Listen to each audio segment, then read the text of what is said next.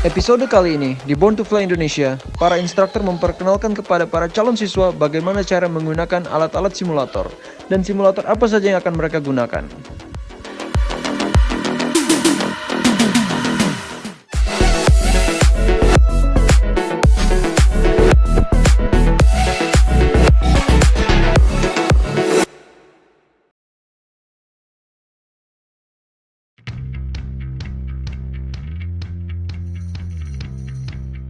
Halo, nama gue Atar. Saat ini gue terbang di salah satu airline di Middle East sebagai Captain Pilot Boeing 737 NG dan Max.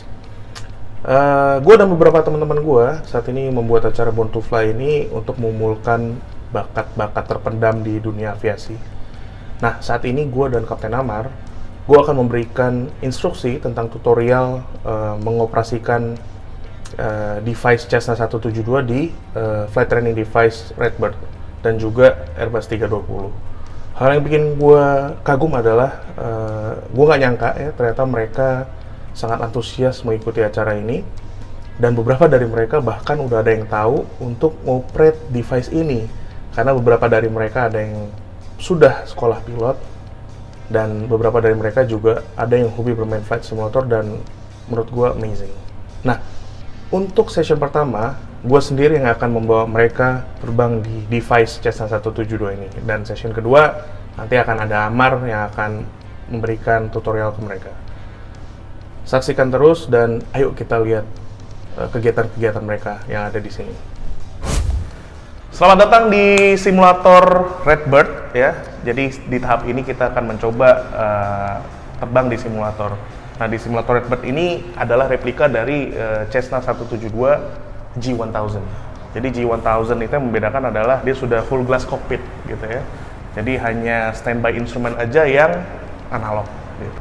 Oke, kalian sudah siap semua? Siap. Oke, kalau gitu langsung aja kita coba di simulator.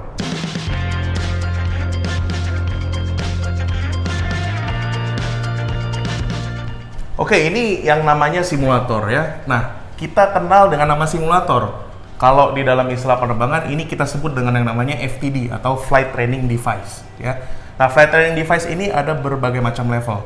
Nah, untuk yang kita gunakan sekarang di Redbird Flight Simulation ini adalah level 2. Level 2 di mana simulator ini digunakan oleh para kadet-kadet ya dalam tahap beginner ya. Nah, anggap ini seperti pesawat ya, sehingga di dunia penerbangan pada saat kita masuk simulator, disiplinnya adalah disiplin sebagai pilot. Kita masuk pesawat, bukan masuk ke dalam sebuah kotak mainan, gitu ya.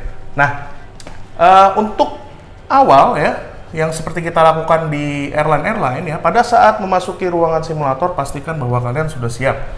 Dan yang kedua, di dalam setiap ruangan simulator itu ada yang namanya emergency procedure ya. Jadi emergency procedure adalah apabila terjadi gempa bumi, kebakaran, atau ya insiden atau accident yang lainnya yang dibutuhkan untuk evakuasi, maka kita harus mengikuti jalur evakuasi yang sudah tersedia. Jalur evakuasi yang sudah tersedia adalah keluar dari pintu sini ke arah sana, ya. Lalu buka pintu, tempat berkumpulnya ada di tempat parkir di depan. Ya, kurang lebih seperti itu. Apabila pada saat berada di dalam simulator, ya salah satu dari instruktur yang mendampingi kalian kolaps, ya, yang harus kalian lakukan adalah menekan emergency button yang ada di pojok kiri bawah simulator tersebut. Ya, ikuti rute evakuasi ke master point, ke lobby, ya, lalu meminta bantuan. Intinya seperti itu. Ya, sampai sini kira-kira ada yang mau ditanyakan? Oh, kalau ini kan motion, berarti rasanya kayak pesawat terbang asli dong ya? Ya betul, ini motionnya 6 axis, jadi hampir seperti pesawat terbang yang asli. Nah, ada lagi yang mau ditanyakan? Enggak. Oke, kalau nggak ada, yuk kita coba.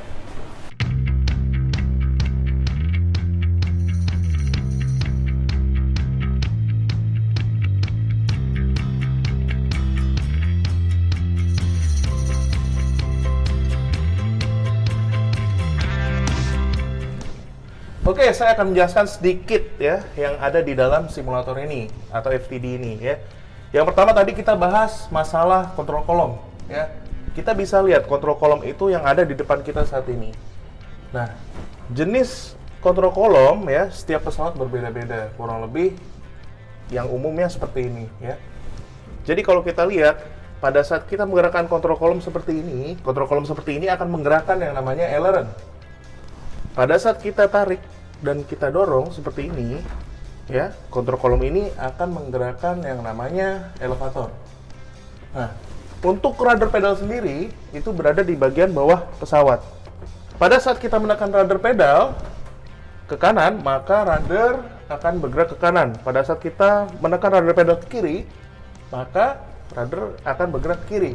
Nah, rudder pedal ini terkoneksi kepada nose wheel. Nah, sehingga pada saat manuver pesawat di ground, ya, kita menggunakan rudder pedal ini untuk taxi. Nah, dari kalian bertiga ada yang tahu apa itu taxi? Taxi adalah proses di mana pesawat sedang berjalan untuk menuju tempat take off atau ke terminal tujuan, intinya pada saat di ground. Oke, yaitu adalah manuver pada saat pesawat ini di ground gitu ya. Oke, good. Bagus banget. Oke, lalu kita beralih ke yang namanya, kalau kita tahu ya, pada saat kita bawa mobil atau bawa motor gitu ya, yang menggerakkan mesin ya, itu kita sebut gas ya atau akselerator gitu ya. Ya, akselerator itu terletak di bawah gitu ya. Nah, ini berbeda dengan pesawat. Banyak yang menganggap bahwa di pesawat itu akselerator atau gasnya itu berada di bawah. Tapi pesawat sendiri yang menggerakkan mesinnya, yaitu kita sebut dengan namanya throttle. Ya, nah inilah tuas throttle yang berada di Cessna 172. Setiap pesawat mempunyai istilah dan definisi yang berbeda-beda. Ada yang menyebutnya throttle, ada yang menyebutnya thrust. Ya, tapi intinya sama, semua menggerakkan mesin. Kita beralih ke instrumen apa yang akan kita pakai nanti pada saat kita terbang. Sehingga di dalam dunia penerbangan kita kenal yang namanya basic T instrumen. Kenapa basic T? Karena berbentuk seperti huruf T. Nah, inilah instrumen-instrumen penting yang harus kalian lihat selama kalian terbang, ya. Yang pertama adalah artificial horizon atau horizon buatan. Pada saat terbang visual, ya, kalian bisa melihat horizon di luar pesawat. Tapi pada saat kalian terbang instrumen, ya, mau nggak mau kalian harus lihat ke yang namanya artificial horizon. Nah, artificial horizon inilah yang menunjukkan ke kita bahwa pesawat ini kondisinya sedang seperti apa. Apakah sedang tegak lurus, apakah miring ke kanan, miring ke kiri, naik ke atas, atau turun ke bawah. Gitu. Itu bisa kita lihat indikasinya di artificial horizon. Nah, kita beralih ke sebelah kiri artificial horizon. Sehingga kalau kalian ke pesawat manapun, ya, mau kalian terbang Cessna, terbang Boeing, terbang Airbus, basic T instrumen itu selalu sama.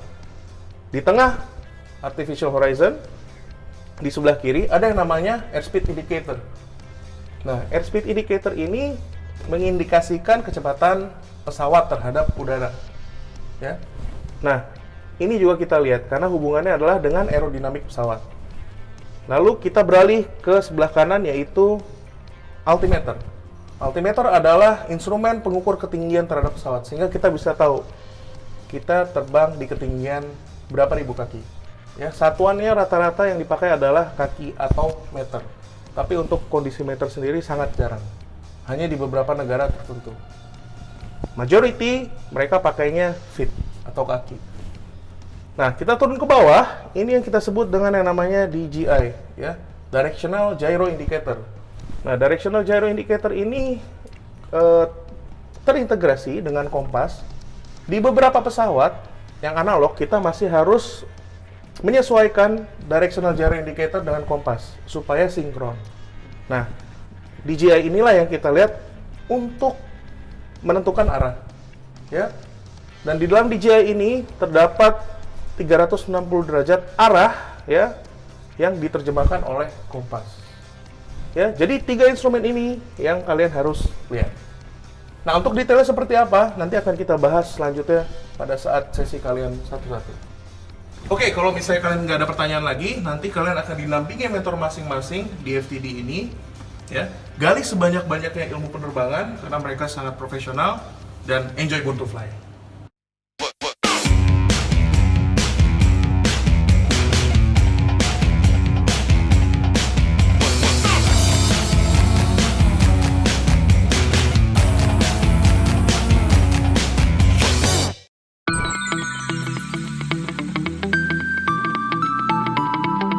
Captain Ahmad. Captain Atta. Apa kabar nih? Baik, dong. Gimana simulator 320 udah disiapin? Sudah semua disiapkan untuk teman-teman kita di Born to Fly Indonesia.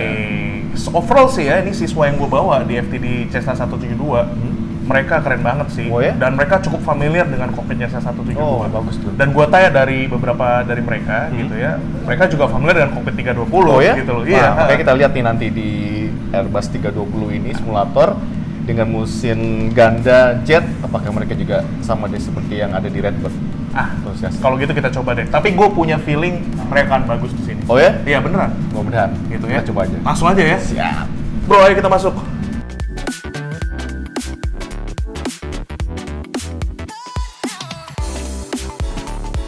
Halo teman-teman, bagaimana tadi di FTD-nya Redbird Cessna 172? Asik kan, seru.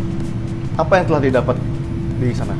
Di sana kami belajar gimana sih ruang kontrol pilot dan gimana sih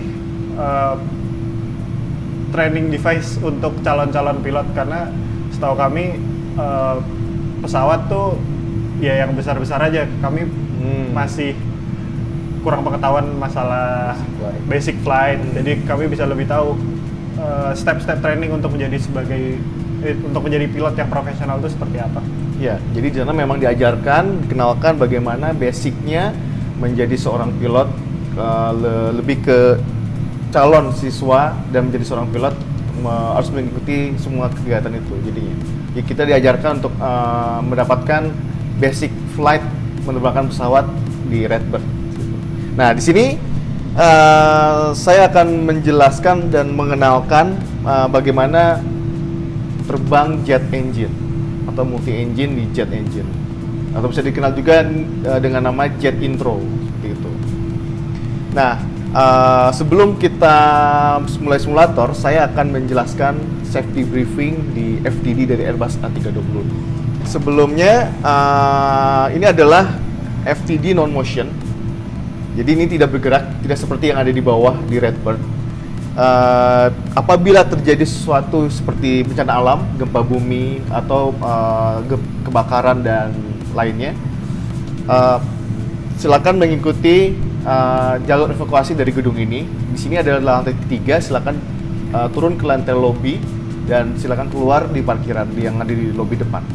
Cara keluarnya adalah keluar dari sini, silakan pintunya ada digeser sebelah kiri, pintu digeser sebelah kiri, baru turun ke bawah ngikutin jalur evakuasinya.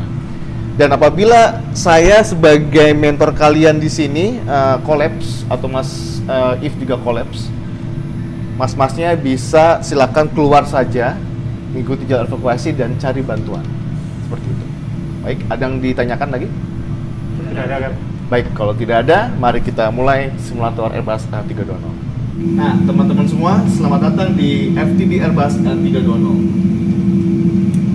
Oke, ini adalah layout cockpit dari Airbus A320. Saya akan menjelaskan mulai dari atas dulu. Yang di atas ini adalah overhead panel. Di sini kita bisa melihat berbagai sistem dari pesawat ini. Yang di depan ini adalah MCB yang dimana buat automation. Tapi kalau di pesawat Airbus A320 ini ada namanya PFD atau Primary Flight Display dan VS. Dan sebelah kanan tambahannya ini adalah ND atau Navigation Display. Kita dapat mengetahui posisi kita, arah terbang kita, dan sampai kita mengetahui traffic yang ada di luar. Sampai juga ke weather condition yang di depan dan tidak ada. Baik, yang ada di sebelah sini ini adalah engine warning display atau EWD. Ada yang tahu gunanya EWD ini apa? EWD ini ada N1 N2-nya, ada memo, jadi kasih tahu kondisi pesawat gitu. Ada slide start flaps, ada fuel on board juga. Bagus. Jadi di sini di EWD ini menginformasikan kepada pilot kondisi yang ada di mesin kita yang sedang kita operasikan. Dan ada beberapa memo pesan kepada pilot seperti second checklist kita untuk menjalankan si prosedurnya. posisi yang namanya throttle ya. Throttle itu didorong dan itu seperti kayak ada tongkatnya gitu kan. Ada namanya thrust levers. Gunanya sama untuk power dari pesawat ini, untuk menaikkannya didorong dan untuk mengurangannya tarik ke belakang. Dan ada perbedaan di antara pesawat yang lainnya untuk pesawat Airbus A320 atau pesawat Airbus Family. Kalau di sini kita mengontrol pesawat Airbus itu dengan side stick control, yang dimana pesawat ini dikontrol dengan sensor, bukan apa. Jadi sudah generasi yang keempat, yang dimana pesawat ini sudah dikontrol dengan sensor. Jadi tidak seperti pesawat yang lainnya yang dimana dinaikkan berat dan harus di trim. Kalau di sini dia sudah auto trim, yang dimana mau seberat apapun tetap lasernya seperti itu. Teman-teman pernah mendengar yang namanya autopilot? Sudah dengar ya. Jadi autopilot itu difungsikan untuk membantu seorang pilot untuk memberikan kenyamanan kepada penerbangan tersebut. Jadi dia juga bertugas untuk membantu seorang penerbang atau pilot mengurangi dari workload-nya si pilot. Dari yang saya jelaskan semuanya ini, ada yang mau ditanyakan kepada saya, teman-teman? Ya. Kalau Airbus ini di ground itu dikontrol pakai apa ya? Pertanyaan sangat bagus. Jadi bedanya dari kita terbang Cessna dan terbang di jet engine ini, kita di Cessna kan masih mengendalikan taxi itu di rudder ya, untuk membelokkan kanan atau kirinya. Nah, kalau di pesawat Airbus itu sudah dikendalikan oleh yang namanya adalah nose wheel steering yang ada di sebelah sini. Dan untuk yang sebelah kanan sebelah sana.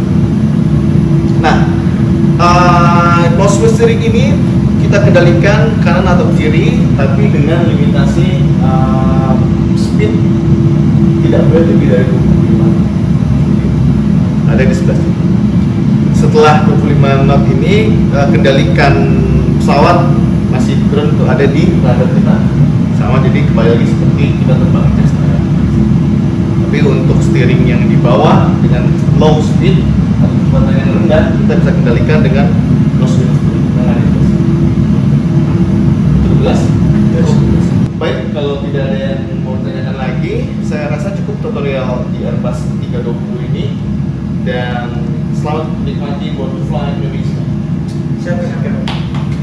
Nah, sekarang saya udah ada di simulator Airbus A320.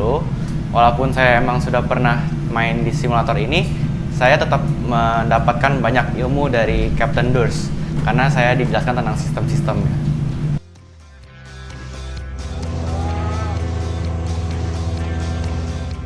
Jujur sebagai psikolog, saya merasa kagum dengan pengalaman dia. Gue bilang sih si Masif yang benar, gue bilang sih si Mas Angga yang benar. Akhirnya